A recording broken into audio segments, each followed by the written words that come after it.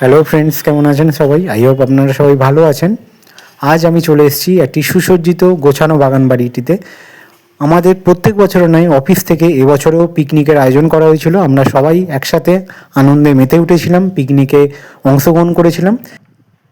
এই বাগান বাড়িটি কোনা হাই রোড থেকে জাস্ট 15 থেকে 20 মিনিটের ডিস্টেন্সে আমরা পৌঁছে গেছিলাম। কি নেই বাগান বাড়িটিতে! বিভিন্ন অসংখ্য ফুলের গাছ, ফলের গাছ, শাকসবজি, তারপরে বড় পুকুর, সবই আপনাদেরকে দেখাবো।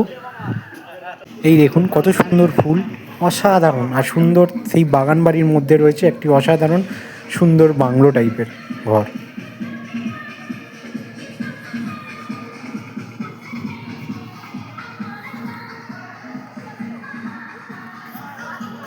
যেতে না যেতেই আমাদের জন্য টিফিনের ব্যবস্থা যে করা হয়েছিল, টিফিন চলে এসেছে। ছিল কচুরি আর আলুর দম আর মিষ্টি, আর তার সাথেই দেওয়া হয়েছিল কফি আর চিকেন পকোড়া, আর সবই কিন্তু ছিল আনলিমিটেড।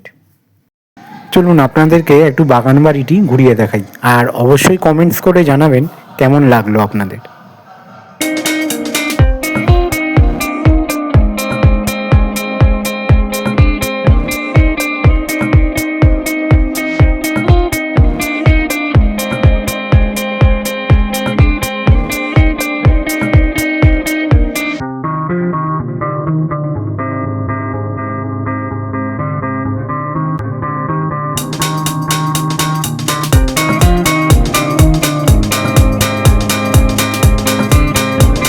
এখানে শিমুই স্যারের সাথে আমাদের সাধনা দিয়ার শান্তনুদা, আরও অন্যান্য আমার কলিগ, দাদা দিদিরা সবাই একসাথে ফটো তুলেছি।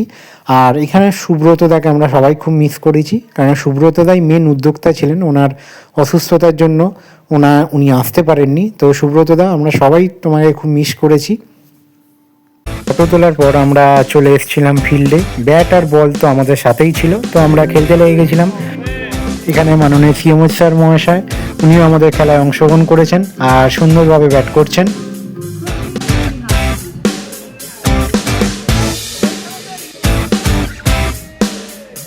ছেলেদের ব্যাট বলের পাশাপাশি মেয়েরাও কিন্তু পিছিয়ে নেই। মেয়েরাও এখানে কিন্তু ব্যাডমিন্টন খেলা শুরু করে দিয়েছে।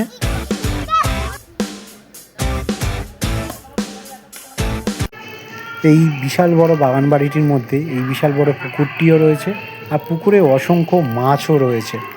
জলটি খুবই পরিষ্কার, জলের উপর পুরো গাছের ছায়াগুলো এসে পড়েছে। খেলাধুলার পরে আমরা লাঞ্চের পর্বে ফিরে এসেছিলাম। একদম অসাধারণ সিম্পল বাঙালিয়ানা ছিল রাইস, ভেজ ডাল, বেগুনি, নবরত্নকারি, মটন, আর মটন যারা খাবে না তাদের জন্য মাছের ব্যবস্থা ছিল, আর ছিল চাটনি আর পাঁপড়। সারাদিনটা কিন্তু খুব দারুণভাবে এনজয় করলাম, একটু আলাদাভাবে সময় কাটালাম।